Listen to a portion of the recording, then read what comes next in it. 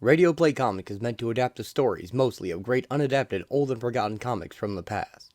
I use voice acting and narration to abridge the work as much as possible without lessening its impact, and bring these stories to life the best way I can. Please enjoy.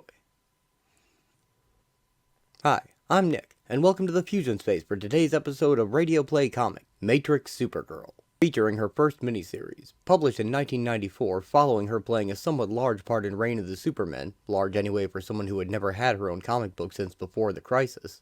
This 4-issue miniseries by premier Superman writer Roger Stern was created to test the market for an ongoing Supergirl comic book, which would finally come to fruition 4 years later in 1998 when Peter David would redefine the character for a new generation of readers. But that's for later, and that series will indeed get its own episode focusing on the start of the book and the changes to the character of Matrix Supergirl. For right now, we're going to first examine her origin in the Superman books, and then move on to the 1994 miniseries, which had another purpose: to divorce Supergirl from her relationship with Lex Luthor II, which was unpopular with readers at the time. I think they hooked them up in the first place for a few reasons: to help sell Lex II's good guy image for a while longer, and to have an excuse to have Supergirl in the comic more often.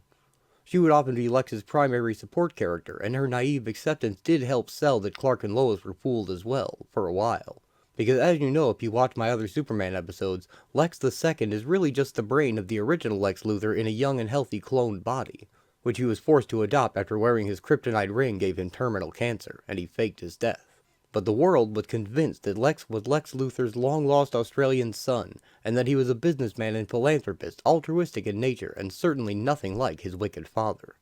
So you have to forgive Supergirl for being fooled and falling in love, because Metropolis and most of the world was fooled as well. Add to that the fact that in her reality where she was created as an artificial life form, it was her world's Lex Luthor who birthed her and raised her, and he looked exactly like this red-haired version. That world Lex Luthor created Supergirl to try and find Superman to fight the menace that would eventually go on to kill every living thing on that Earth. The 3 Kryptonian supercriminals, General Zod, Non, and Faora. Sent from Lex's reality in a pocket universe, she landed in the Antarctic with no memory, the journey having been hard on her. Luckily, the men in a research base helped Supergirl reacclimate to life among people, until she was well enough to leave on her own and try to find Superman and secure his aid. She found her way to Smallville and mimicked the form of Lana Lang, following the plan Lex imprinted on her. They figured it would be easier to gain his trust with this deception than to explain who Supergirl actually was. She found Superman, and he traveled with her to the pocket dimension to fight the Kryptonians. I'm sure you've seen General Zod, Non, and Faora in one form or another, and this version would become quite known as well, as it's the only time Superman ever broke his vow to never kill. He resolved that there was no other way to end their threat, as they vowed to do the same to his Earth as they had done to this one, and though they only existed in this pocket dimension, Superman carried the guilt of killing them with their world's version of kryptonite for years to come. During the battle, in her guise as Lana Lang, Supergirl was gravely injured and reverted to her proto-matter form. Clark rescued her and took her to the Kent, having figured out her ruse, to be looked after by Jonathan and Martha while she healed. Matrix, as she would come to be called, did what she could to help out around the farm, and she slowly pieced herself back together. Jonathan and Martha were every bit the same loving parents to this adopted alien as they had been to Clark. Matrix, in trying to find her identity, or rather to create one from scratch, wondered what it would be like to be Clark Kent, to be Superman. She reformed herself into him, briefly, just as an experiment, and reverted back to her proto-matter self soon after. Meanwhile, Clark's guilt over killing Zod and his compatriots had driven him literally insane. He was going out at night dressed as the local street hero Gangbuster, and was completely unaware of his new double life, and started putting criminals in the hospital. Until Cadmus's guardian tracked down who he thought was Gangbuster, and revealed Superman underneath the costume. Realizing he couldn't trust himself around humans anymore, Clark exiled himself to space, beginning the Exile storyline, which would run for quite some time. In his absence, Supergirl again took the form of Superman, but this time she settled into the role, truly believing herself to be him, and headed out into town to replace him. Clark, luckily, had returned to Earth in time to confront his imposter, and battled Matrix on Smallville's main street. Superman faced Supergirl with the full might of his abilities and eventually calmed her down, taking all she had to give in the way of psychokinetic blasts. He told her of the lesson killing Zod had taught him, that it's never justified for a Superman to kill, and the personal price isn't worth it. Supergirl headed off into space to find herself, and would eventually be found by Brainiac and serve under his banner in the Panic in the Sky storyline, which I'll probably make into an episode someday, so we'll leave her there. The point is, she would be her old Supergirl self in that adventure, and ever since. And in this series, we'll get a full breakdown of her powers and her memory of her origin in Lex's lab, which is why I didn't cover those here. Following Panic in the Sky, Supergirl was found and revived by Lex Luthor II, and soon began a relationship with him, instantly assigning to him the love she felt for her idealistic creator. Not long after that, the Death of Superman storyline wasn't far off, and if you watched my Death of Superman series, you're all caught up to the moment this miniseries happens. If you missed those, just know that Supergirl left Clark and Lois with Clark alive and well, and safe in the public eye thanks to Supergirl's own transformation skills, and wishing them the same happiness she had found with Lex. Now, it's time for the main story, so let's begin.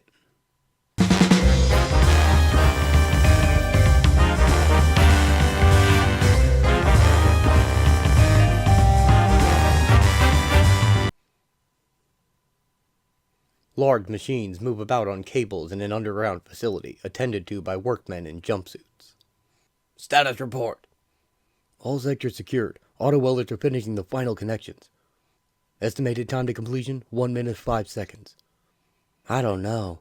This whole operation bothers me. I wish we had more time. I hate rush jobs. Will you relax? We're on schedule. Look, radar systems are fully functional and everything's in the green. We'd get a yellow alert before anything came within 100 miles. A wall panel suddenly glows red. Red alert. Repeat, red alert. Oh my god. Security has been breached. Look out. Run for your lives. It's... Supergirl bursts through the steel wall, easily bending it back with psychokinetic force.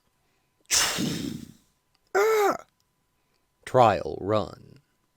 Section 6 has been compromised. Sealing blast doors.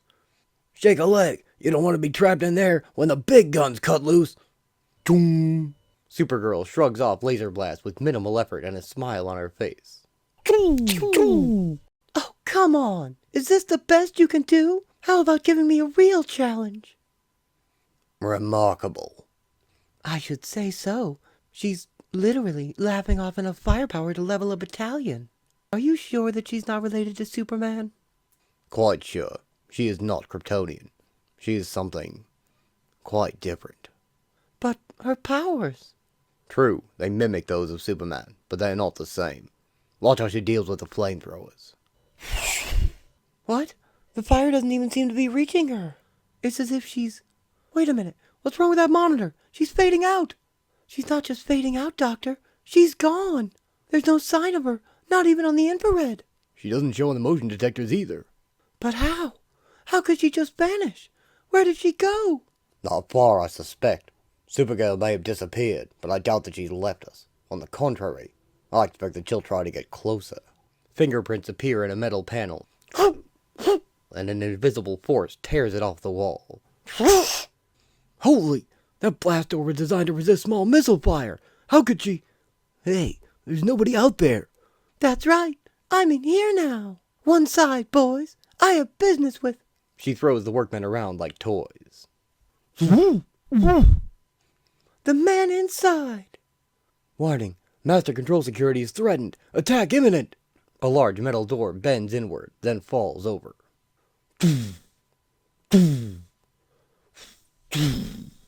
Supergirl appears atop it. I hope you got a money-back guarantee on these doors, because there's just no way they would ever keep me out. So, have you had enough, or do we have to play this game all over again? Lex applauds and steps out from the shadows.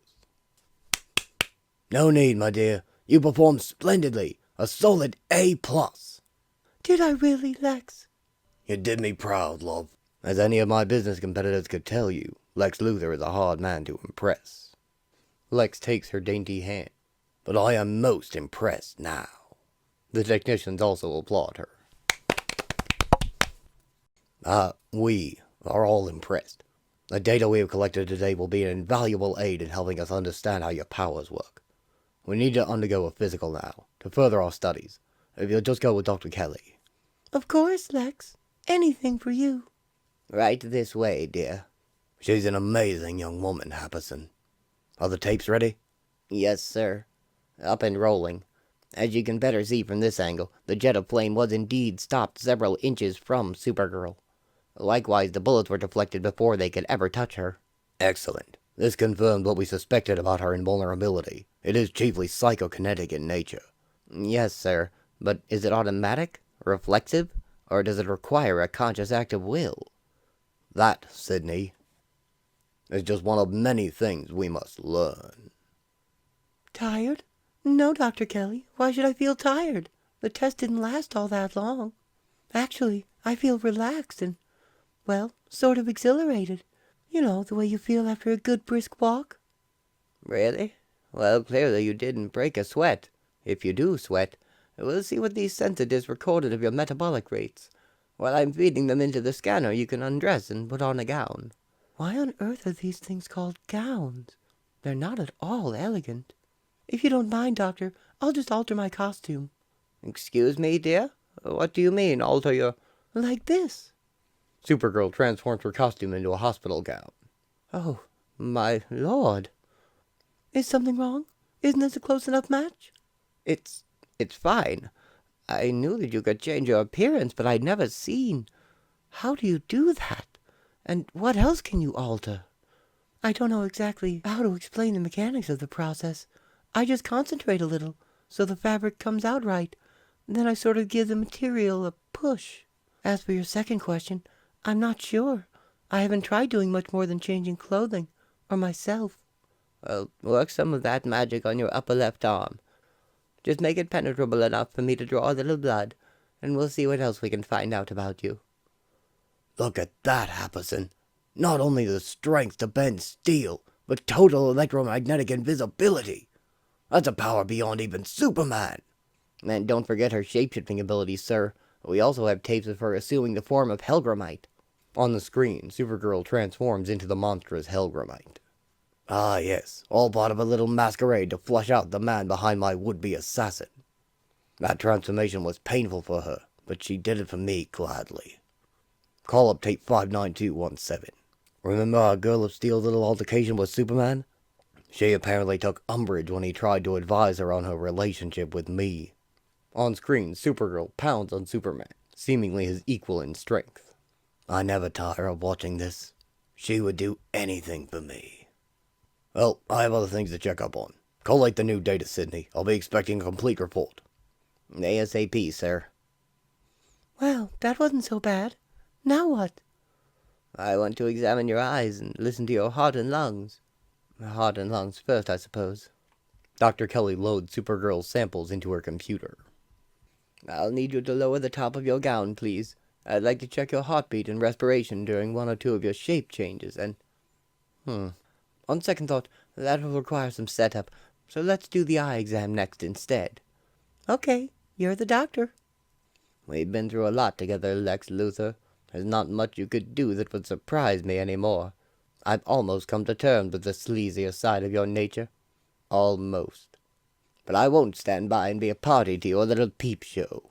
Gretchen covers Lex's camera with Supergirl's cape. Confound that woman! You're a good doctor, Gretchen Kelly, but sometimes you act as though you really are my mother. You know so much about me. You and Sidney Happerson are the only ones in my employ who know my real origins. But if you think that I'll just sit back and let you interfere with my life, I shall have to show you the error of your ways.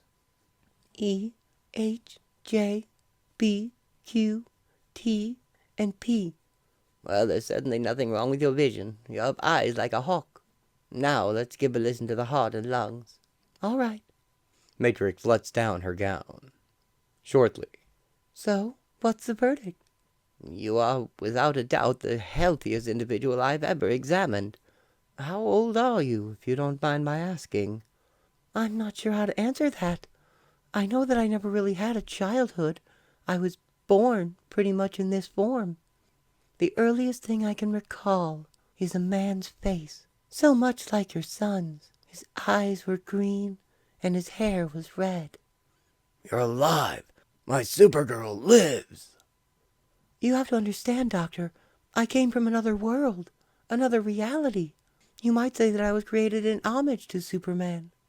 In time, I was sent to Earth to enlist his aid in stopping a trio of powerful alien terrorists who threatened our world. They looked like people, but they were vicious, heartless monsters, and their powers actually rivaled Superman's. I wasn't much of a match for them, I'm afraid. In the end, Superman had to face them alone. He and I were the only survivors of that war. I owe Superman my life. He brought me back to Earth and saw to it that I was nursed back to health. It wasn't until Brainiac came along that I really got a chance to start repaying him. I was proud to join the super beings that he'd assembled to fight Brainiac's invasion force. It was a very different war. I'd never seen such heroism before. I lost a friend in that war. I hardly knew him, but he was a noble, honorable soul. After we defeated Brainiac, I realized that the Earth was a place I could call my home. And then, of course, I met Lex. He was the very image of the man who had first given me life. It was love at first sight, for both of us. Really? Is that what he told you? Well, maybe not so much in words, at least. Not at first, but I could tell from his eyes. You know, Dr. Kelly. Some things you don't have to hear to believe. You just know them. Yes, well, I know that my son is a complex man. Always the diplomat, eh, Mum? Damn. Hello, Lex. Hi. Hello, love. Sorry to interrupt, but I have a bit of business for you. Supergirl transforms her gown back into her costume. Soon. Of course I don't mind leaving right away. This will be fun. Bye, Lex. Bye, Dr. Kelly. Take care, love. Yes, take good care. Supergirl flies out of the lab, headed for Singapore, and happy as a clam to do Lex's bidding. And now, Mother dear, I believe we have a few things to discuss. I'll say we do. Lex Luthor, you should be ashamed of yourself. Except I know from experience that shame is an alien concept to you. I am sick and tired of the way you lead on that innocent child. She genuinely loves you. She's devoted to you. And you're just using her. You're out of line, Kelly. In the first place, the matter is none of your concern. In the second place, that innocent child isn't human. Or weren't you paying attention when she related her origins? She's from another world, Kelly. She was created in a laboratory. Other than Supergirl, she's never even had a real name. She told me once that she used to call herself Matrix. Lord, I'll never forget how she looked after her go-round of that doomsday monster. He'd struck her so hard that she reverted to some sort of proto-matter state. Lex, I know she's an artificial life form, but she is not a wind-up doll. She has feelings. And when she isn't being dazzled by your charm, she has a good mind. That makes her human enough for me. Emotionally, she is an innocent. She's like a young schoolgirl having her first serious crush. And you... Lex? Lex, are you listening? Yes, Gretchen. I hear you. It's been 20 years since you called me Gretchen in that tone of voice. Are you all right? Of course. I'm fine. Well, perhaps a bit tired. Just as I thought. Cancel your afternoon appointment, Lex. I'd say that you are in a lot more need of a checkup than Supergirl. What a glorious day, and what a wonderful opportunity. I've been wanting to fly west for weeks, but Lex has kept me so busy. Now I don't have to think of a reason to get away. This assignment in Singapore is all the excuse I need. Supergirl flies in elated loops. Oh, it feels so good to just get out and fly. Aside from standing in for Clark, I haven't had much fun with my powers lately. From my rescue work in Metropolis after Doomsday's rampage, through the assault on Engine City, to my LexCorp work. It's just been one darn thing after another. Matrix doesn't notice a small tracking globe following her at some distance. She moves right along, doesn't she? Uh-huh. Don't lose her. Mr. L wants her on a close surveillance. Don't let her see the tracker, but keep the leash short. This is going to be such fun. I wanted to visit these sweet folks for such a long time. I owe them so much. They took me in and gave me a home when I was hurt and alone in the world. They're the closest thing to a family I have. I wish I could tell Lex how much they mean to me, but there are some secrets I have to keep, even from him. Speaking of secrets, I better do a fast fade. I'll be there in a few minutes, and it wouldn't do for anyone to see where I'm going." Supergirl turns invisible. What the? She's vanished from the screen. No sign of her on radar either. Did she see the tracker? No, I was keeping a safe distance, I think. The boss is not gonna like this. Tell me about it. She could be anywhere. Come on, Jonathan. Don't quit on me now. But, Mother. Inside the Kent home, Jonathan pedals an exercise bike while Martha does sit-ups. If you weren't aware, there was a bit of a fitness craze in the 90s, but Jonathan's also still on the mend from his heart attack during funeral for a friend. I think I pedaled halfway to China on this dang contraption. Don't know how I got the strength to do it. Seeing as how all I get fed these days are raw carrots and oat bran. You just quit your belly aching, Johnny Kent. Eating a little less red meat and a few more vegetables never killed anyone. You and I can have decades of good health ahead of us, as long as we take care of ourselves now. Yeah, well. Mercy, what a wind! I've had to close that window. Supergirl enters through the window and becomes visible. No need, Ma. It's only me, your prodigal daughter. Martha, it's May. Honey, hello. We've missed you. That goes double for me, Ma. I've missed you both so much. I'm so sorry I couldn't get away to see you before now. I can't tell you how sorry. The Kents hug her. And don't you even try, hon. You're here now, and that's what counts. Lordy, yes. Don't you waste one more second apologizing. We have a lot of catching up to do. They all sit at the kitchen table and have ice cream. Sorry there's no pie. Martha has us on a no-fun diet. Jonathan, please. Clark told us all about how you filled in for him, May, and I know you'd made yourself look like him before. But isn't that, well, difficult? A little, Ma, but I was glad to do it. And if I say so myself, I was great. Not a wrong word, not a false move. No one suspected that I wasn't really Clark Kent. Imagine that. Well, how long can you stay, dear? I could have your old room made up in a jiffy. Oh, there's nothing I'd like more, Ma, but I'm afraid that I'm going to have to fly. Didn't I tell you? I'm on my way overseas. Lex has scheduled some physical stress tests for me at the LexCorp complex in Singapore. I'm so excited. I've never been to Asia before. The tests don't start until tomorrow, but I don't want to arrive at the last minute. That's right considerate of you, May, but see here, now, about this young Luthor fella. Are you sure he's treating you right? I'm not one to pry. I hate to say like father, like son, but his old man was pure poison under that smooth public face. He put Clark, Superman, through hell, May. And us, too. You know that. We worry about you. I know you do, and it's kind of you. But really, I can take care of myself. And for your information, my Lex has always been a kind and loving person to me.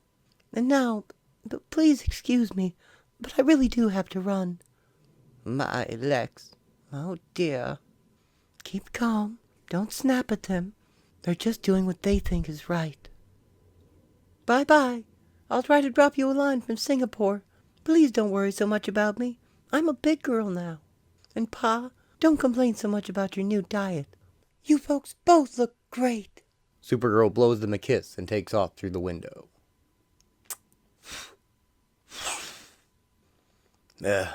Well, I guess I blew that all to blazes. I should have kept my big mouth shut. But damn it, I just don't trust that Luthor pup any more than I trusted his old man. Neither do I. Poor May.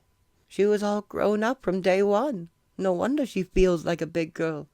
But she isn't a wise girl. Not yet. She's still so very young. Uh-huh. And so trusting. Too trusting.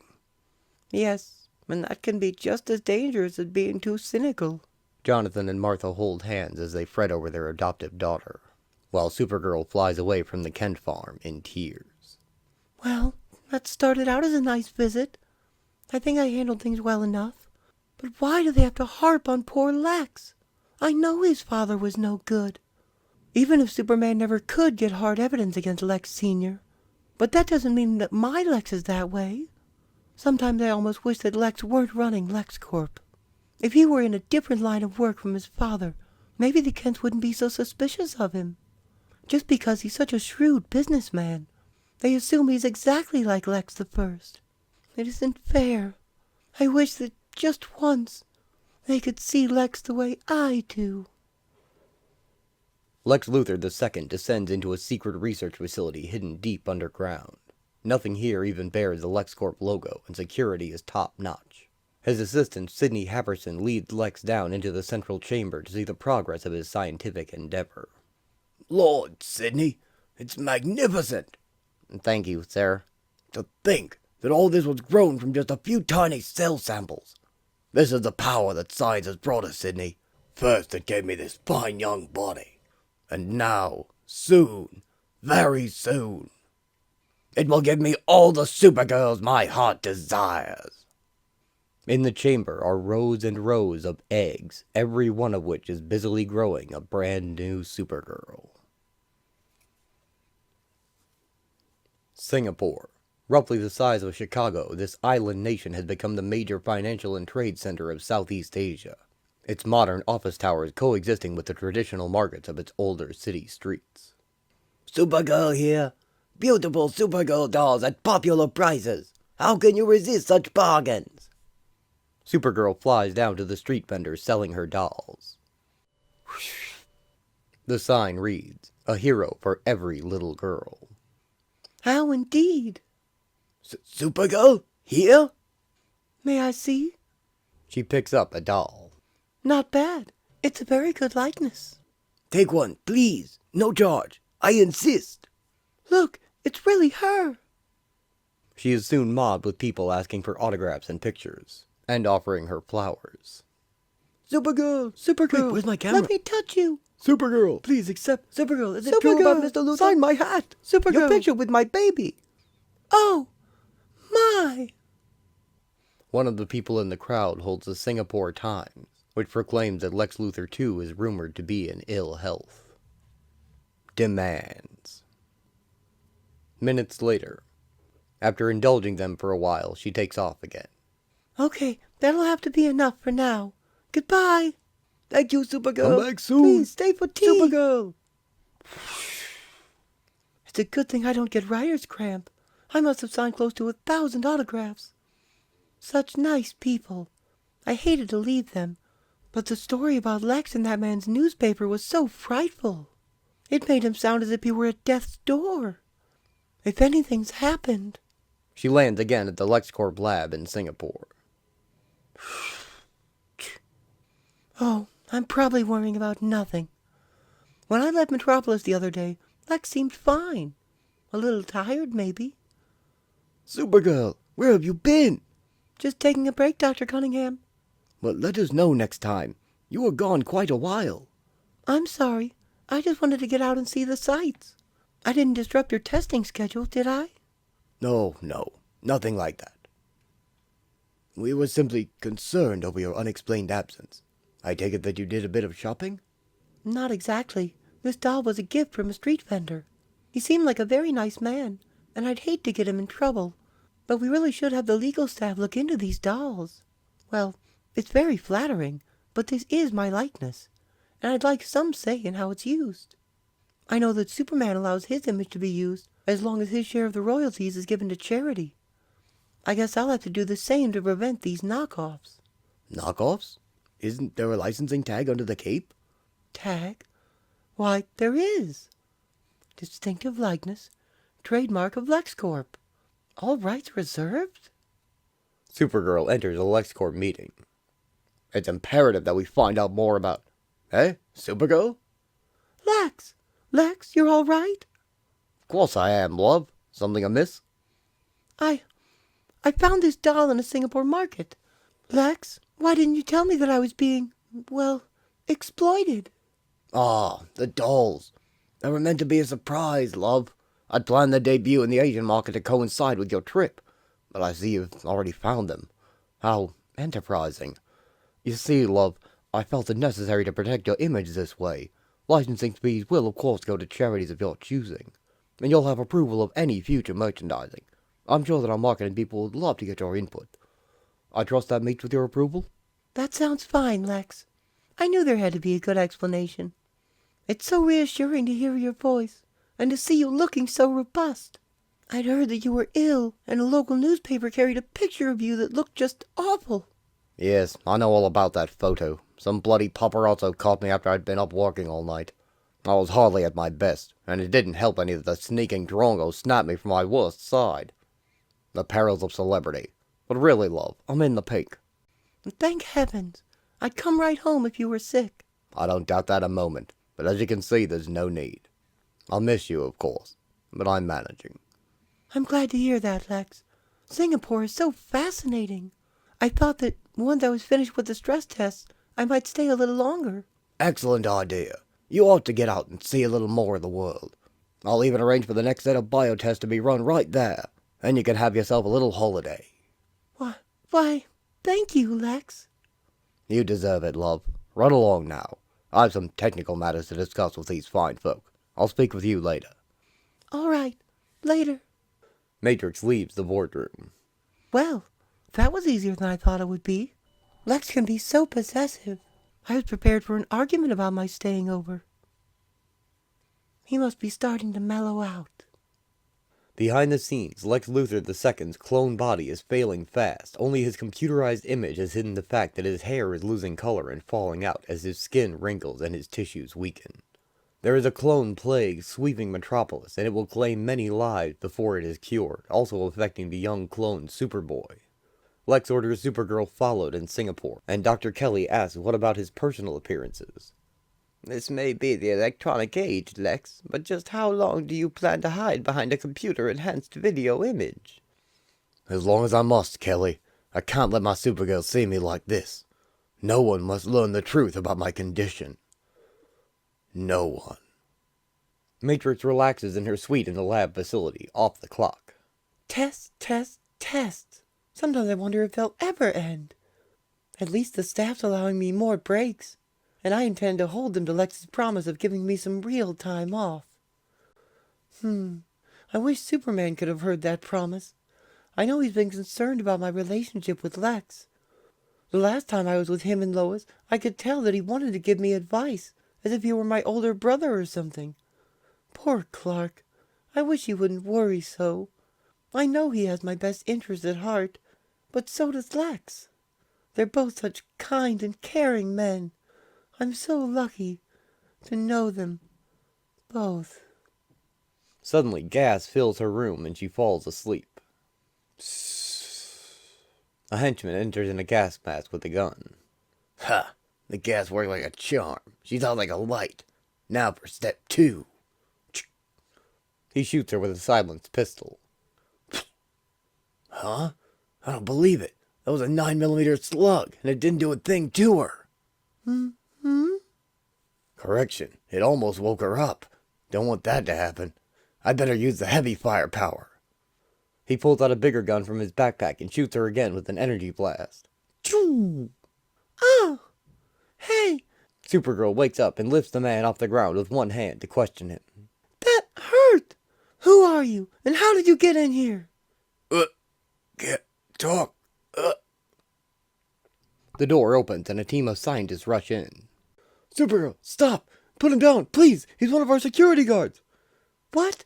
You mean this was part of another test? Yes, it's true. I didn't think I'd hurt. I mean, I didn't aim for anything vital. I swear. Please, let me go. They begin to excitedly measure her with instruments. Sorry for the gas attack, Supergirl, but we had to ascertain just how vulnerable you are while unconscious and off guard. Was this really necessary? I might have caused that man permanent injury. No kidding. Vital signs are stable. Supergirl, you took a high-intensity laser blast at close range, but the burns you've sustained appear to be only superficial. How does your arm feel? Oh, it feels fine, now that I've put my mind to it. As she concentrates, the wound disappears. The burn, it's shrinking. It's healing right before my eyes. Even the rent in your sleeve is closing. There's not a trace. How on earth did you do that? Call it the power of positive thinking. Astounding. Never seen anything like it. Most certainly a PK talent. The gunman leaves. She shook off the gas and was on me in an instant. I didn't think anyone outside of the Flash could move that fast. Some break. I should have suspected something when you told me not to remove the sensor disc until after the next test. I apologize for the deception, Supergirl, but if you'd been aware of what was coming, it could have skewed the results. Oh, we couldn't have that now, could we? Here, I hope the precious little disc gives you all the data you want, because I've had enough testing for one day. Where are you going? Out! Matrix leaves in a huff and in regular street clothes, going out into the city to explore. Now this is more like it. If I'd dressed like this the first time, I wouldn't have attracted all that attention. Not that I minded it too much, but it is easier to get around when you don't have to contend with mobs of adoring people. Now I understand why Clark has worked so hard to keep people from suspecting that Superman has another identity. She passes the same street vendor with the dolls. Here they are, my friends. Beautiful Supergirl dolls, fully authorized and endorsed by the Girl of Steel herself. Step right up. I want one. Me too. Over here. Well, I guess my 15 minutes of fame aren't up yet. I'd better move on before someone recognizes me. A woman in a blue sedan hails Supergirl. Hello, Supergirl. Excuse me? You must have mistaken me for someone else. Don't be coy, dear. I know who you are. Oh, and who might you be? I'm Elizabeth Persky. Once upon a time, I was the third wife of Lex Luthor I. I think we have a lot to talk about. Won't you join me? Oh, all right. Supergirl gets in the sedan. Drive on, Charles. And the man from LexCorp tailing her is left behind. Damn it, no! Not a cab in sight. There's no way I can keep up on foot. Now what do? I do? Mainly I travel. Oh, I write an occasional article for the financial journals, and I have a knack for investing. Fortunate, really.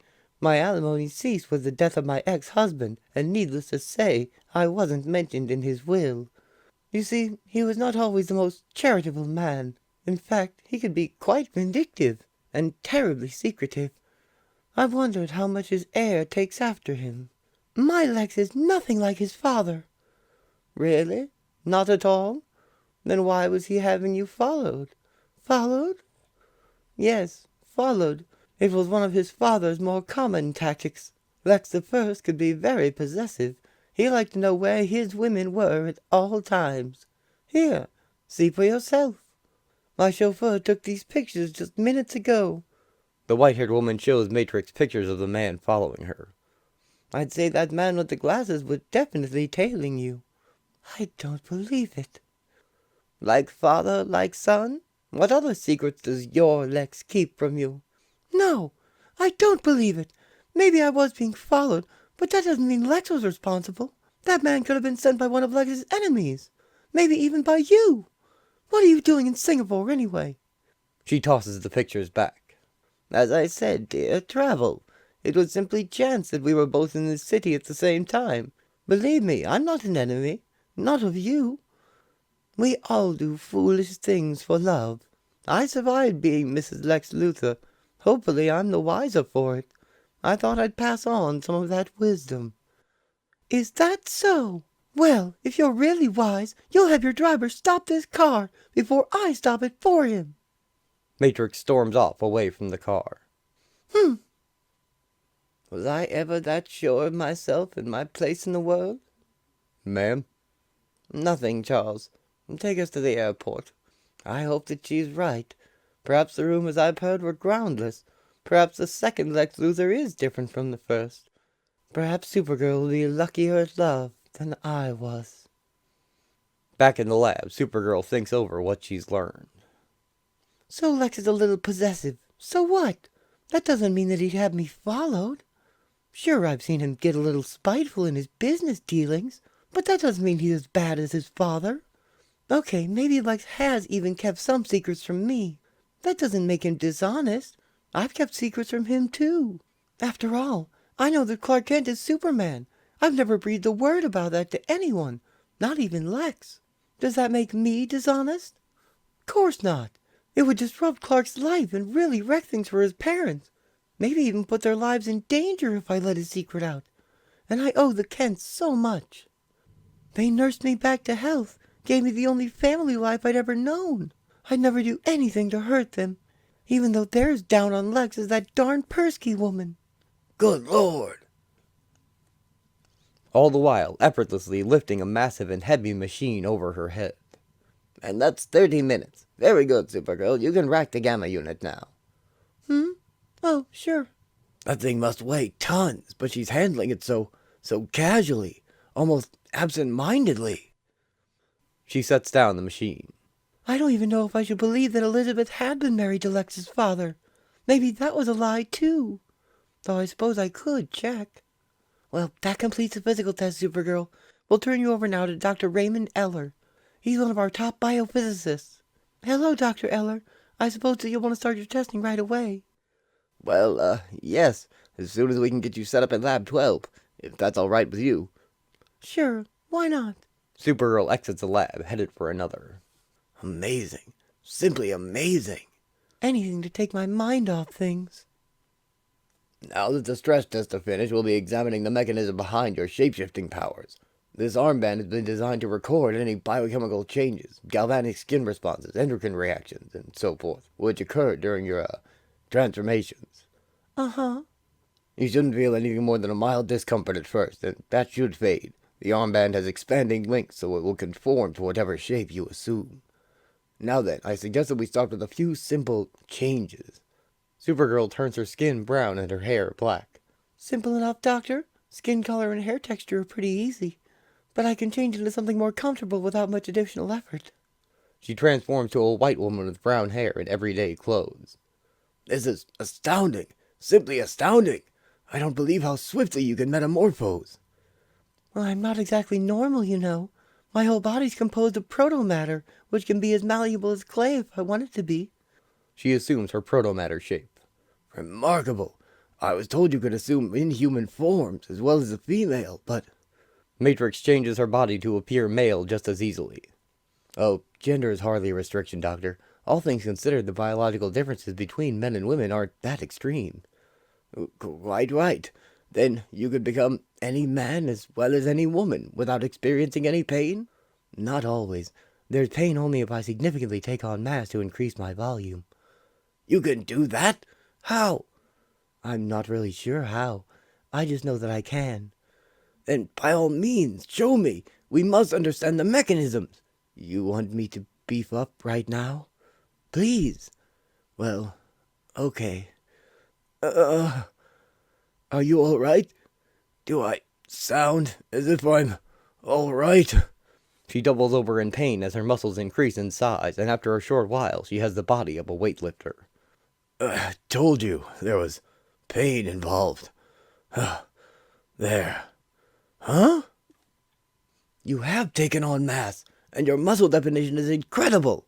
We must run more tests at once. I was afraid you'd say that. Well, I asked for this. Okay, let's do it, and get it over with. Later, Supergirl relaxes and rests from her ordeal. Am I beat? Grow to this size, take on that form. 2 days of Eller's exams were more wearying than the whole past week of stress tests. All I want to do now is... Out of her window, she happens to spot the man who is following her. Hey, that looks like... It is! It's the man from Persky's pictures! My stalker! And I could have sworn that... Following him in her invisible form, she finds him entering another lab, and she assumes the shape of a local woman to infiltrate it. Matrix overhears the employees' opinions of her in disguise. The men are outright sexist, while the women merely find her overly naive, saying they wouldn't put up with what she has in the way of tests. Becoming invisible to investigate further, she learns that the man who lost her as a tail is being shipped to Alaska, but more importantly, she hears that the flurry of tests happened after an accident involving Sydney Happerson. The Supergirl testing has been given major priority. You didn't hear that from me. No one's supposed to know. No one is supposed to know what? Oh, ever since my run-in with Persky, everything is sounding so suspicious. I hate acting like such a snoop, but I must get to the bottom of this. And in Dr. Eller's office. Have you had a chance to go over any of the initial data I sent you yesterday, Dr. Happerson? Yes, as a matter of fact, we put some of it to use already. But really? To use? How? You'll find out eventually, Ray, on a need-to-know basis. Sir, are you all right? You don't sound well. I heard that you had an accident. Accident. Yes, I suppose that's the best way to describe it. An experiment backfired on me, I'm afraid. The upshot is that the data we've collected on Supergirl is increasingly important. I'm going to need you stateside. What? Back in Metropolis? No, not Metropolis. I'm at a special secret facility. You'll be brought here to assist me on Operation Protomatter. You're to bring all your data. Should Supergirl come along? No! No, it is best that she know nothing about this. In fact, we want her to stay in Asia for the time being. Sydney's accident was a disastrous creation of a Bizarro clone in the main Superman books in the 5-part storyline Bizarro's World. A clone Lex had made of Superman immediately turned into Bizarro and destroyed the lab and escaped, injuring Happerson in the process. Another failed misstep in the desperation to find a cure for the clone plague in Metropolis. Can you arrange that? No problem. I'll see to it that the technicians keep her occupied. All I have to do is tell her that it's on orders from the top, and she'll do anything they say. Eller hangs up the phone. Operation Protomatter, and he wants me to assist. Raymond, your stock is rising rapidly. He is thrown into his chair. Think again. Supergirl appears before the doctor and grabs his tie. So, I'll do anything they say, will I? Supergirl, how long have you been in here? What did you hear? Not nearly enough. I want to know about this Operation Protomatter, and I want to know about it now. At the home of Lana Lang in Kansas, she prepares for her wedding to Pete Ross, the childhood best friend of Clark Kent, when suddenly there's a knock at the door. Yes? Oh! She opens it, and Supergirl tumbles into her living room. Lana, you've got to help me. The Kents weren't at home. You're the only other one close by whom I knew I could turn to. Supergirl, what's wrong? What's happened? I killed them, Lana. I killed them all. What? Killed who? Where? I didn't mean to, but... Oh, it was horrible. End of Innocence. Just horrible. Deep in Lex's hidden underground lab, the elevator is trashed along with most of the facility. A team of workers rescue Dr. Sidney Happerson from the wreckage. It's the doc. Help. Gotta get... Try not to move, Dr. Happerson. We'll have you out of here in no time. Radio. Are communications working? Yes, sir. Battery power is all we have left, but... Then you must warn the Home Office. They must know. No one's safe. With Supergirl on the loose. Lana pours tea for Supergirl. They were using me. Just using me. Who was using you? Dr. Happerson? Dr. Eller? Maybe the whole LexCorp staff for all I know. How could I have been so stupid? I never suspected a thing until Singapore. It was at the LexCorp compound there that I first became suspicious. I started checking things out, in disguise at first, and then invisibly. That's how I came to hear Dr. Eller mention Operation Protomatter while he was discussing some tests I'd been undergoing. When I realized just how much he considered me a lab rat, I lost my temper and showed myself. That was probably a mistake, but I was just so darned mad. I demanded that he tell me all that he knew. About Operation Protomatter? But I don't know anything about it. Not yet, anyway. I assume it's related to your test results, but Dr. Happerson didn't tell me any more than that. Just that he needs me back in the States to assist him. The poor man's been in an awful accident. Please, let go. You're choking me. Supergirl releases him. I'm sorry. I didn't mean to. Surely you can't believe that Dr. Happerson would have anything other than your best interest at heart. After all, he does report directly to Mr. Luthor. Yes, that's true. It's just that the other testing team had tricked me, and so, well, I was snooping around to find out when all the testing would really end, and when I heard you discussing that project, I'm so embarrassed. Are you sure you're all right? Yes, quite. Actually, no further tests are indicated. I believe Mr. Luthor promised you some holiday time. That can begin immediately.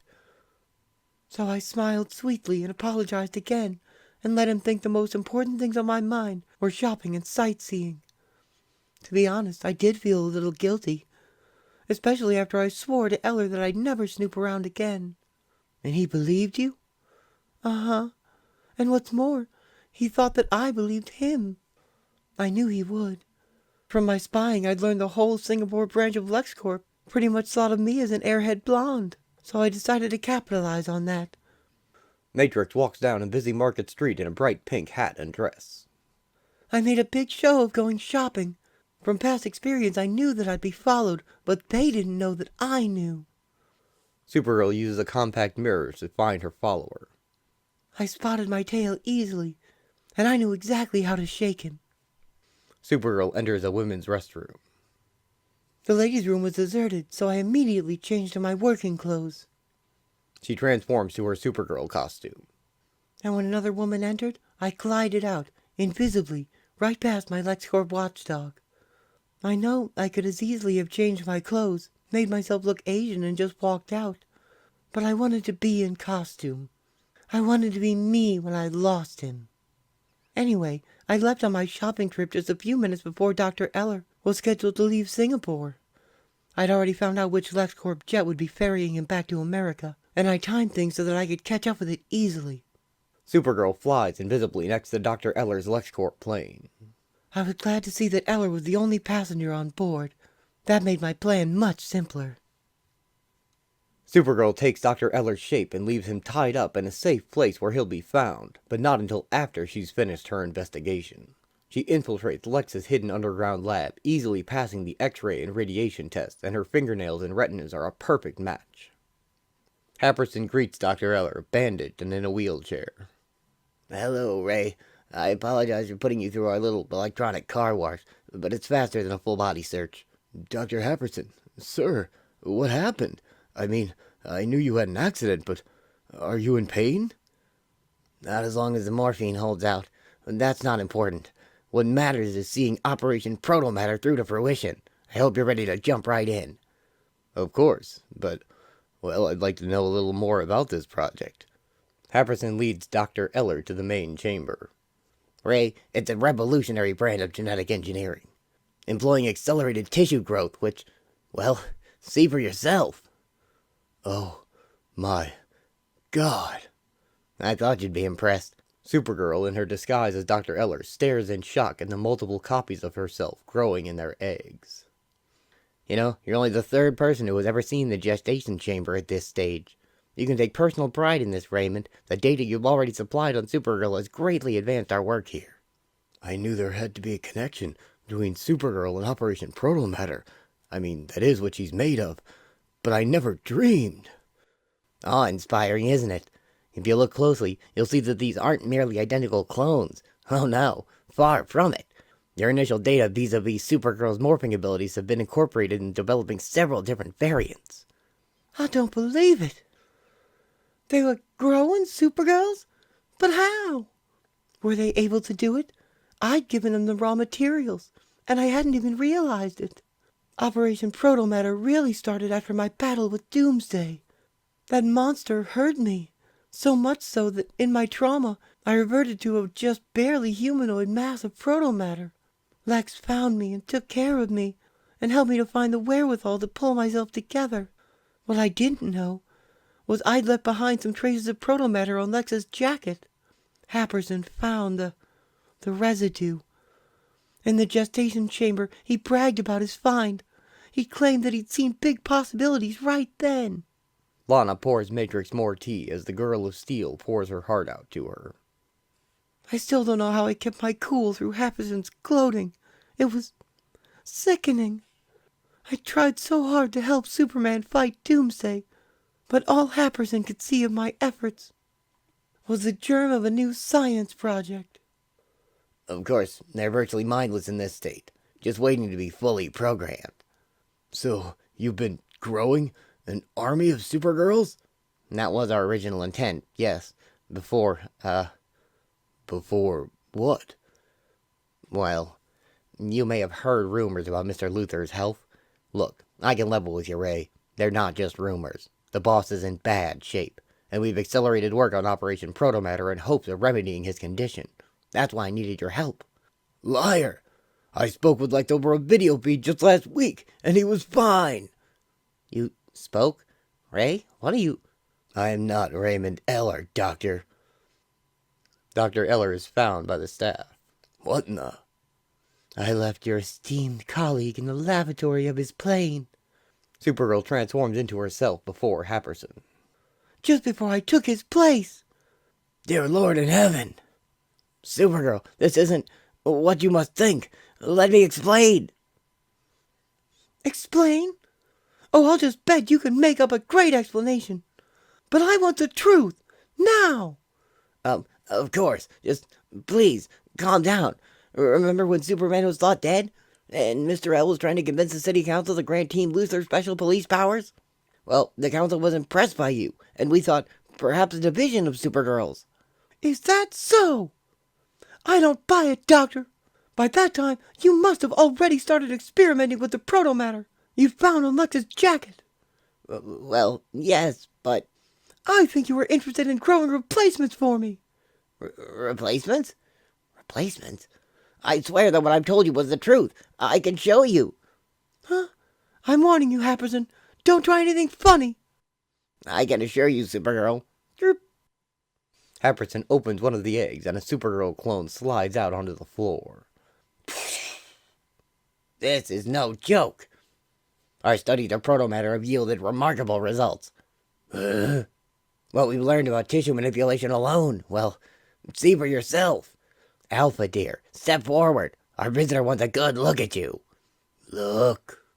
It slowly rises to its feet, a huge, muscular version of Supergirl with a mohawk. She's grotesque. Beauty's in the eye of the beholder. Alpha, our visitor doesn't like you. She's a threat to LexCorp. Eliminate her. Eliminate her. Alpha grabs Supergirl and lifts her high in the air. What? Despite her mask, she was as quick as I am, Lana. And I'm ashamed to say, she caught me off guard. Eliminate her. And slams her to the ground. Fortunately, Happerson had been telling the truth about one thing. She was virtually mindless. Or maybe she just hadn't been fully programmed to respond to a psi blast. Matrix blasts Alpha into the wall with a psychokinetic blast. Eliminate. At any rate, she went down hard, and Happerson freaked out. Beta, Gamma, Delta, Epsilon, we need you. Hurry. Happerson unleashes more clones to fight her. We're under attack. Stop Supergirl at all costs. I don't believe this. Stop Supergirl. Stop Supergirl. There was something about their eyes. Something empty. I froze for a moment, and they took full advantage of my lapse. Even Alpha got back into the game. The clones dogpile Supergirl. Eliminate her. The newer Supergirl had no more brains than Alpha had. They all fought savagely, but stupidly. And Happerson didn't stick around to give them further direction. Happerson escapes down a corridor. Not that it would have mattered. They never noticed that he'd left. The door slams shut behind him. Boom. Alarms go off as the base begins to shake and crumble. From the sound of things, our fight was taking its toll on the whole installation. But my doppelgangers ignored that, too. Only one thing in the whole world mattered to them. Stop Supergirl. I knew that I had to snap out of it, but it was so hard. I could see my own face reflected in theirs. Matrix flings the clones off her with both arms while blasting another with her energy attack. Part of me kept remembering the times that I had been mentally confused, when I thought I was Clark Kent, and when I took your place, Lana. I know now how horrified you must have felt. Stop Supergirl. It was torture, the way they kept repeating Happerson's last command, like a broken record. The battle collapses Happerson's escape tunnel. I tried to make them stop fighting. I tried to separate them, but they just kept piling back on. Supergirl swings a clone over her head into the machinery. That's when I started to get really angry. Even in my most confused state, when I thought that I was Superman, I had still ultimately listened to reason. But there was no reasoning with my sisters. They were nothing more than automatons, just big organic wind-up toys. They had no real minds. And without minds, they couldn't withstand my counterattack. She throws 2 more into the walls, and they also liquefy. When I slammed them into the eggs, they began reverting to raw proto-matter. Lana, they started melting. In seconds, there was nothing left of them but shapeless, steaming globs. That's when I lost it. All the anger and revulsion came boiling out of me, psychokinetically. Epperson had said that the gestation chamber was the most secret part of Ariandak 1. If I leveled the chamber, that should destroy Operation Protomatter. I started smashing everything in sight. No one was going to grow another single Supergirl. She destroys the entire laboratory in a massive psychokinetic blast, strafing the walls of the chamber with energy.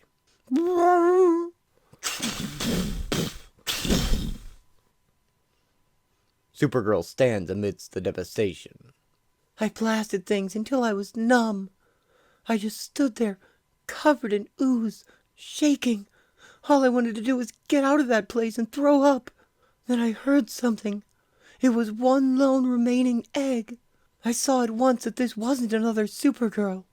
A Lex Luthor clone falls into her arms. Lex? For a split second, I was afraid that Happerson hadn't lied about Lex's health. That Lex was ill. That he was here, undergoing some strange treatment. Lex! Oh my God! No! But then it reverted to raw protomatter as well. Huh? That's when I left. I got out of there as fast as I could. I flew 500 miles before I stopped to throw up. And then I flew on to Smallville. I just wanted to go back to my old room at the Kent's farmhouse, but no one was home. I know that I must sound foolish. Matrix breaks into tears at Lana's table, and Lana holds her. You do not. John and Martha were the closest to parents you ever had. Of course you'd run to them. I'm just glad you remembered that I'm part of your family here, too. You stay here till the Kents get home, and I'll take you over there. It helped so much, just talking about this. Thank you, Lana. It's been so crazy. Shh. There, hon. It's over now. Yes, it's over? And she remembers Lex's words while also holding her. There, love. It's over now. You are my most precious gem. I wish I had 100 of you. 100. Just like me. It was Lex. It was his doing. He must have been behind this all along. He once said that he wished he had 100 of me. What? He actually said that? Oh, yes. At the time, I thought he was just being sweet. I'd just helped Lex with a sting operation. It involved some terribly painful morphing. But I did it gladly, because I loved him, and I thought he loved me. But now, making copies of me was the original purpose of Operation Protomatter, and they'd have been starting it at just about that time. Ma and Pa were right. Clark and Lois were right. Everyone who warned me about Lex was right. He's just been using me. How can you be sure? It's been staring me in the face all the time. Happerson could never have set up his experiments without Lex's knowledge and approval. Never. And when I was masquerading as Dr. Eller, Happerson told me that I was only the third person to see that damn gestation chamber. Lex was obviously the other one. Supergirl? Well, what are you going to do? Supergirl transforms her costume into a more threatening look with spikes on her arms and legs. Do? I'm going to show Mr. Lex Luthor II that I'm through being used. I'm going to make him regret every minute of his miserable life. Kauai in the Hawaiian Islands. Home to a private, secluded retreat owned by billionaire industrialist Lex Luthor. Yeah, another gorgeous evening in paradise. This has got to be the sweetest security job in the world. Sunny days, warm ocean breezes, no heavy lifting. If it wasn't so beautiful, it would almost be boring. At his post, a security guard's microphone lifts into the air.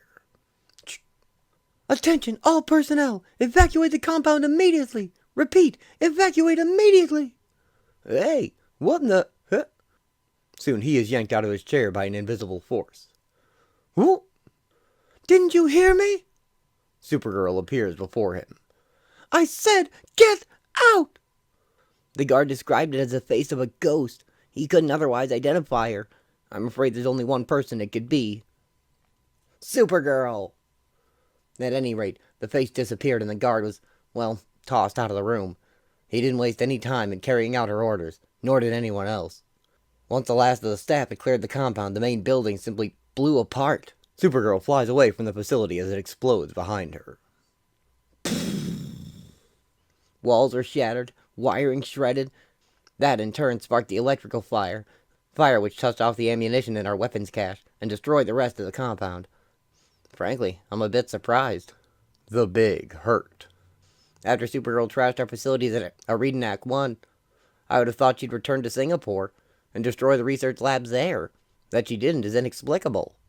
Now withered and frail, Lex Luthor watches the destruction on a screen from a floating chair.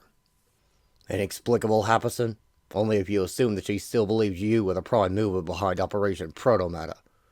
Mr. Luthor, you think she suspects your involvement in, replicating her? I'm sure of it. Think, Happerson, aside from the experience of that god, she hasn't been seen anywhere since she left Adirondack 1. But 3 of my private homes have been destroyed by persons unknown. 3 of them. The Hawaiian compound, my California hacienda, and now the chalet in Aspen. I don't believe that this is connected to our problems with the Cadmus project. Although Cadmus would make a good scapegoat. Now, this is personal. No one thus far has been harmed, sir. Of course not, Sydney. It's me she wants.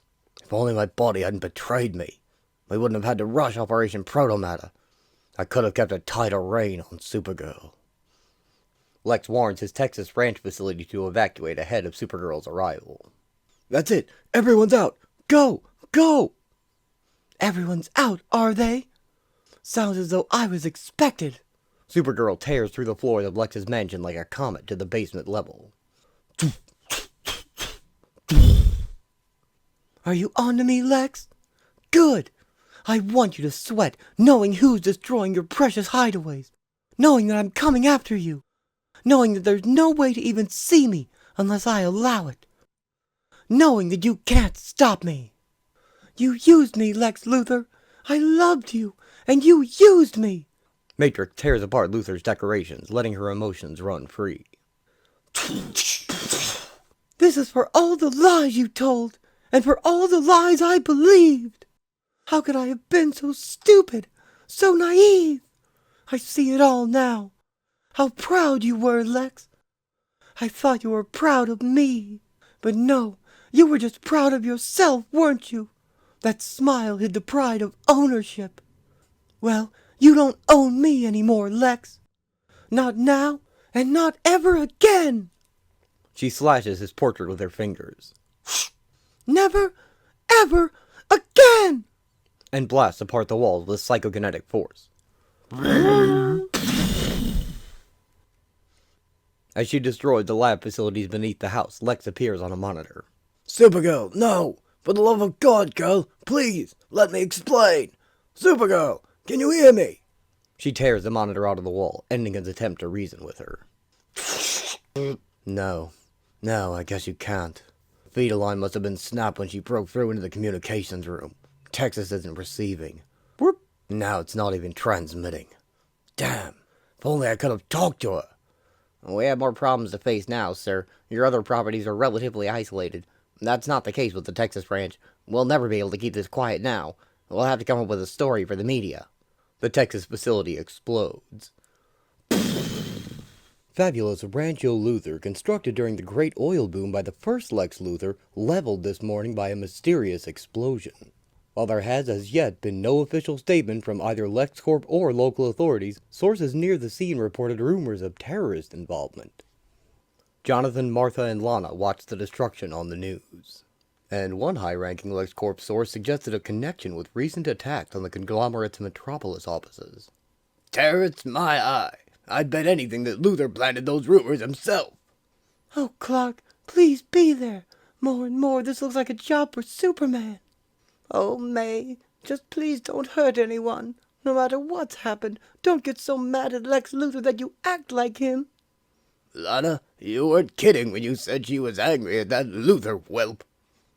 You reached the residence of Clark Kent and Jim Olsen. Neither of us can take your call right now, so be a sport and leave a message at the beep. Beep. This is Lana Lang with a message for Clark Kent. I'm calling from your folks' place.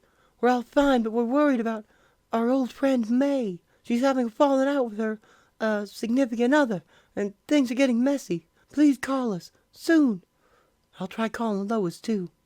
Oh, John, if she'd only stayed to talk with us. I know, Martha, but I tell you, if I found out that someone was using me like Luthor was using her... Camera crew got up with Elizabeth Persky, a former Mrs. Luthor Sr. at Orly International Airport. I'm sorry, but I know nothing about these attacks. As you must be aware, I am not the mother of this Lex Luthor II.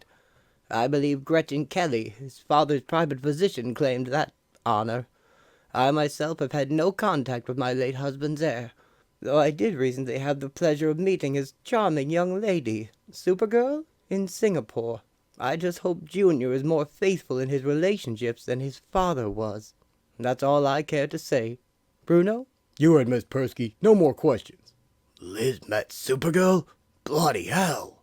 My third wife is the very sort of person I most wanted to shield Supergirl from. Lord knows what Liz told her. That was a time when I needed the Persky social connections, but that woman is too smooth and clever by half. Perhaps even clever enough to suspect the truth, that Lex Luthor I lives on as his son. Really, sir, that's highly unlikely. You don't know the woman like I do, Apperson. I could never have concealed this current illness from Liz as I have with Supergirl. Life is depressingly cyclical, Sidney. I wonder, did I cheat death once only to die of an even more mysterious ailment? Don't say that, sir. Operation Protomatter might not have been the success that we hoped, but its ancillary research did help us improve your medication. Yes, to help keep this decrepit frame alive and wheezing. And to think, mere weeks ago, I had the body of a 20-year-old. Mr. L., that research might still yield a cure. Well, yes, that is possible. Perhaps I've already gotten what I needed from Supergirl. Perhaps it's time to cut my losses. Lex prepares a disguise of his own with a wig of long, lustrous red hair. I concur. Clearly your original goal of creating an army of Supergirls has been lost. And if you'll forgive my saying so, sir, it's time to do something. Once Supergirl has destroyed the last of your private homes, she will most certainly turn her attention to LexCorp Tower. I've already considered that, Sidney. We have fortified your quarters there, but it would be best to stop her before... Sir? Don't worry. I've got this under control. Yes, there is a better place to stop my Supergirl. I must try once more to get through to her. But if that fails, well, nothing lasts forever. Not my marriage to Elizabeth Persky, not even my relationship with Supergirl. Pity. Lex gets ready to face her as Supergirl draws ever closer to her goal. Are you worried, Lex? By now, you'd better be. I'm going to make you pay dearly for using me. When I think of how I used to defend you, at most, I conceded you were a little possessive. God help me. I think I was even a little bemused when you'd get secretive. Well, no longer, Lex. No longer. Matrix next visits a large estate Lex is situated on a private island. From all sides, Lex's island estate looked deserted.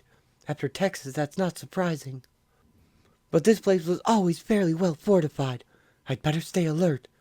There's no telling what I might find waiting for me. Luthor! Supergirl, I know you're upset, love, but believe me, the last thing I wanted was to hurt you. Please, calm down and listen. Don't fight me here. This place isn't safe.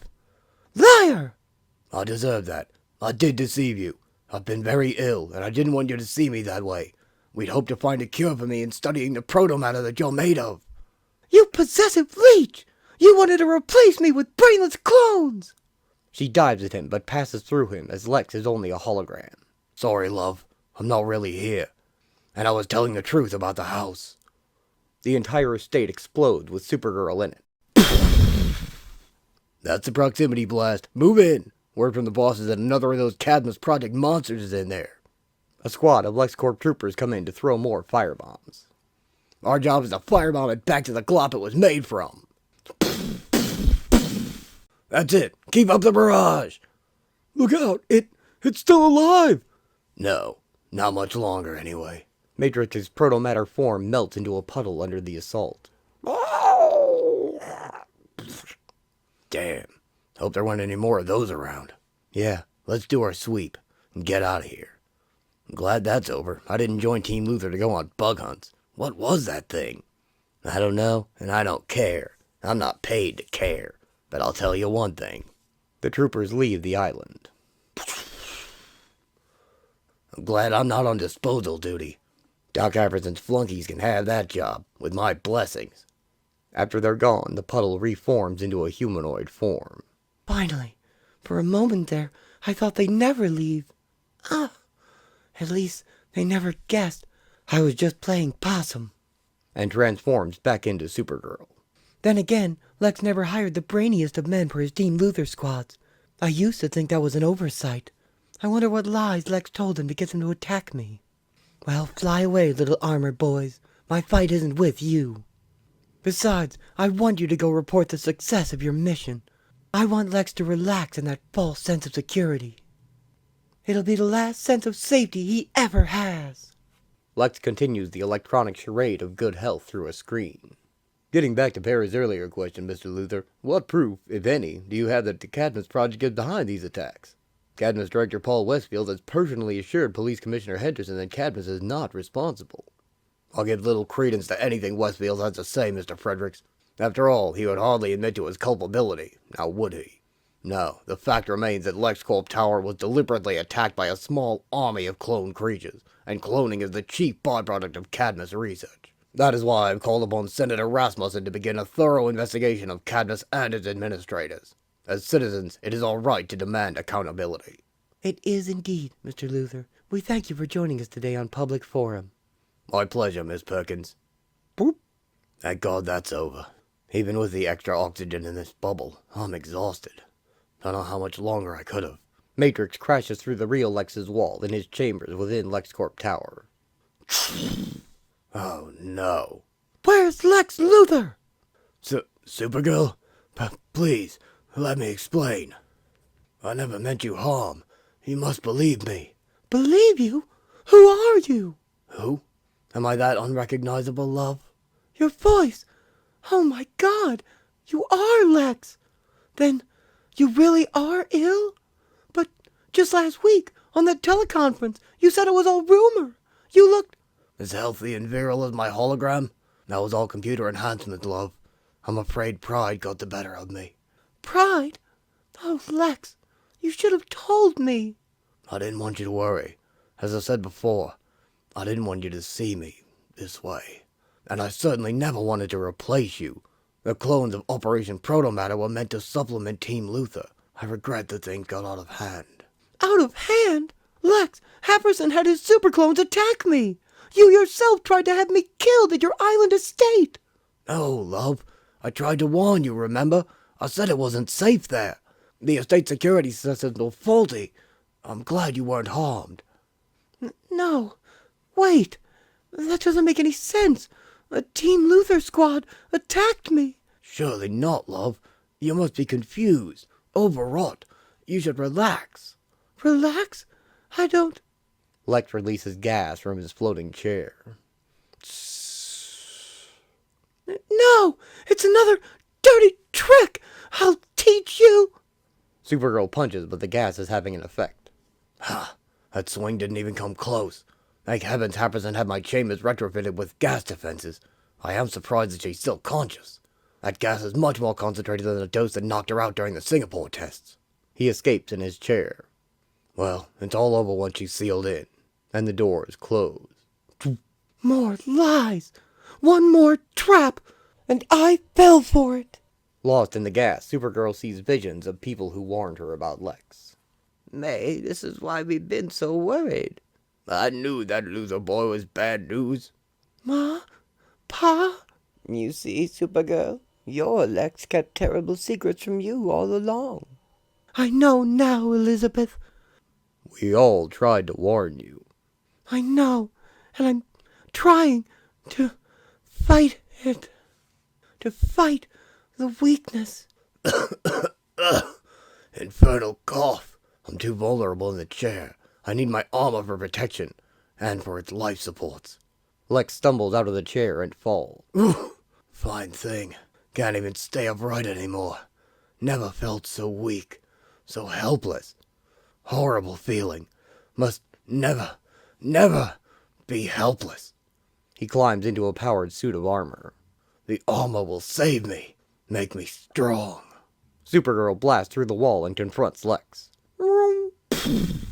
You lied to me, Lex! Again! Eh? You overcame the gas? Doesn't anything stop you? Not if I can help it! Just like your lies, Lex! I'll keep coming back to haunt you! She tackles him. No, don't. I'm not listening to you anymore, Lex. I loved you! I looked up to you! Lex Luthor, the philanthropist, the civic hero! Some hero! It was all for show! You're as hollow as this armor! No! Matrix easily rips through his armor and hauls Lex out of it. You fooled just about everyone! But that's over! I'm going to make sure the whole world learns about the real Lex Luthor! No, please. And you can stop with the sick act, Lex! I don't know why you had yourself made up like this, but I won't be fooled again! Please, it's not an act. Believe me. Sorry, Lex. I can tell that you're lying. Your lips are moving. But the lying stops now! She hurls him at the window of his own penthouse. Ah! Superman crashes through the window and catches Luthor. Supergirl, no! Stop! Superman? Get away from him, Superman! You don't know what he's done! Don't let his sick act fool you! He was cloning me! He tried to have me incinerated! Poisoned! Superman, are you listening? Don't you believe me? Oh, I believe you. Completely. Kelly. Must call Kelly. Nothing Luthor does would surprise me. He's capable of anything. But this is no act. My eyes and ears can't be fooled. This man is gravely ill. Take a good, hard look at him, Supergirl, and then tell me, no matter what he's done, do you really want to strike a dying man? Dying? Oh my God, he is. But he kept lying, kept using me. Why? I don't know, but if what I suspect is true... Dr. Kelly enters and rushes to Lex. Lex, I got your call signal. Lex, what's happened here? Your patient is having trouble breathing, Doctor. She puts an oxygen mask on him. Pulse is weak, but steady. I warned him. How could someone, anyone, be that ill and still be so manipulative? I loved him. I thought he loved me. Out. I've got to get out. Supergirl transforms back to her regular costume and leaves in tears. How could he just keep on lying? How? He was dying, and still he wouldn't simply ask for help. He never loved me. He never even trusted me. I can handle Lex, Superman. You'd better go after Supergirl. Thank you, Dr. Kelly. I will. Gretchen, thank God you're here. Superman leaves as well, but his words will echo in Luthor's ears for a long time to come. Luthor, I learned early on never to wish anyone ill, not even the likes of you. But I hope you realize what a damn fool you are. Supergirl loved you. She would have marched through hell for you. Even if she had lost her powers, she still would have gone through fire for you. Think about that, Luthor. Think about it good and long. No matter what you hope to gain from her through all your plots and schemes, it can never match what you've lost. Matrix returns to the Kent farm along with Clark, where they also find Lana. Rural Kansas. You're serious, Clark? Lex the Second is a clone of old man Luthor? Something like that, Pa. If what Lois has learned is true, Lex the First faked his death and had himself genetically rebuilt. Then it's even worse than I thought. His whole life was a lie. There's no way you could have known. He's had us all fooled. Maybe so, but not like I was. Just thinking about it makes my skin crawl. What's past is past. You need to put Lex Luthor behind you and get on with your life. Jonathan's right, and you can stay here just as long as you want. It's a good place for healing. I know, Ma, and that's sweet of you to offer. But I think I'll heal better if I get out and do something. Maybe go back to Metropolis with Clark. The trouble brewing between Cadmus and LexCorp sounds bad, and I might be able to help. That's my girl. Well, if you're sure that's what you want. Frankly, I could use a little help. Luthor isn't the only one who's been ill. There's some sort of plague that's striking the Cadmus clones, and the situation is getting tense. Just be careful, Supergirl, and don't ever forget where your real home is. Land's sakes, yes. You come back as soon as you can. I will, Ma, but I hope you won't mind if I don't come directly home. You know, Lex sent me to Singapore to get me out of the way, but I learned so much there, and I want to learn more. I still feel so naive. Then by all means, get out and see the world. It'll do you good. That's what Lex said when he was trying to keep me overseas. But, you know, it may be the only truthful advice he ever gave. Paris, just months later.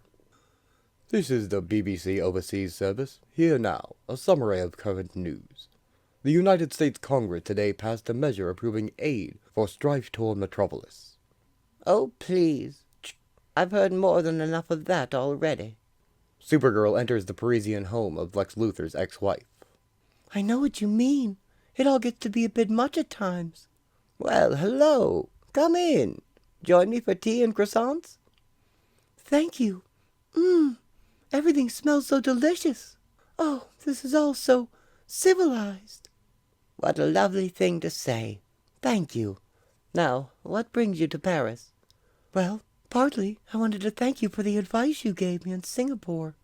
I only wish I had acted on it sooner. Don't we always? Still, from what I've been reading, you've been quite busy lately. Clone Wars, refugee aid, urban renewal.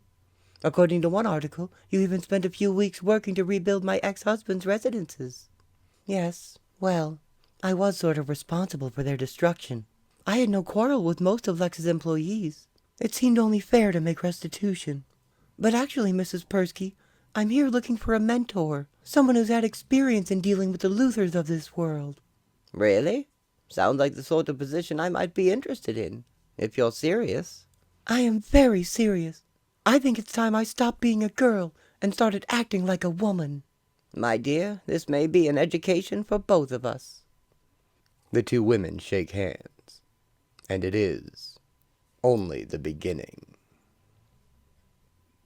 Now, if a series had been launched from this, Supergirl would most likely have been a Europe and the world focused hero rather than a Metropolis local, and taken down corrupt businessmen and mad scientists with the help of Luthor's ex-wife, and probably just gotten an apartment somewhere in Paris, and also learned to live on her own from the elder woman.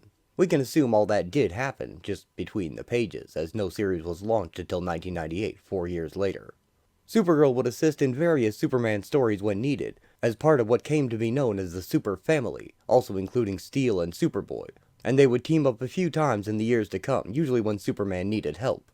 One such example is the trial of Superman, when Superman was kidnapped by some insane alien tribunal to stand trial for the death of Krypton as its sole remaining representative, and the Superman Rescue Squad was formed to go into space and help him get home. The destruction mentioned in Metropolis is also in another story, namely the fall of Metropolis, following from Action Comics 700, and it's Lex Luthor's final plan to take Metropolis down with him out of pure spite, as no cure had been found for the clone virus that was killing him. That might become an episode 2 someday, so I won't go more into it here. And that Bizarro story might as well that was briefly touched upon, as it's quite good. This short series did 4 important things. It broke up Lex and Supergirl, which all the readers wanted to see very badly, as we all felt bad for her, knowing what we do about Luthor. It helped to define the range of her powers and abilities as a way of selling her to readers as an exciting superhero, and it showed how the proposed Supergirl book would cross over and mesh with the other super titles, had it been commissioned. But most importantly, it defined Supergirl's character, and as you can see from her origin, it had been pretty much left as a blank slate, leaving her to be defined as an attachment to other characters more than a character in her own right. So, even though it didn't launch a new ongoing series, it did accomplish many things which it set out to do, just as a miniseries. It's an important piece of 90s era Superman, and I hope you enjoyed it. Coming soon, but not immediately after this episode, I intend to make a companion episode to this one focused on the 1998 series. Written by Peter David with art by Gary Frank, which I'll briefly go over now before we end this episode. It was a new and exciting time for comics in the late 90s, as new markets seemed to be opening up as many traditionally nerdy interests became more popular in the mainstream. Comics and gaming chief among them, and DC wanted to take their best shot at providing a connection point for teenagers, girls in particular, to the DC universe. And this Supergirl book was it. You'll see influences from other popular media of the time, such as Buffy the Vampire Slayer, and I think this is why the book is mostly Supergirl facing supernatural threats such as demons, when she had most often fought aliens and science gone awry before, like Superman in that era. And though regular DC supervillains were also a healthy part of the mix, her main antagonists were usually demonic in nature. Case in point, she becomes a new version of Supergirl with a human identity when Matrix bonds her soul to a girl in need whose boyfriend has sacrificed her to demons for power. Supergirl saves the girl by absorbing her into herself, and they merge into Linda Danvers by day, Supergirl by night, and she has to learn to live with Linda's human family and deal with her memories, while also transforming into Matrix Supergirl and fighting the forces of evil in a small town in the Midwest.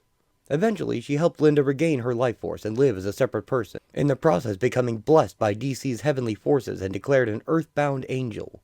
And she was granted a new level of power and fiery wings that she could unfold, and she would go on to have more adventures and changes in that new state of being. But more on all that when it's time for that episode. It's a great weird book that ran for over 100 issues, and I highly recommend it to any Supergirl fans, as it's still this Matrix character's story. And she's my favorite version of Supergirl, if I haven't made that clear. I love how different she was, her range of abilities made her more interesting, and I like it when non-human characters are shown to be every bit as human as we are, in all the ways that matter. Well, that'll do it for this one. Until next time, take care out there. And as always, thanks for watching.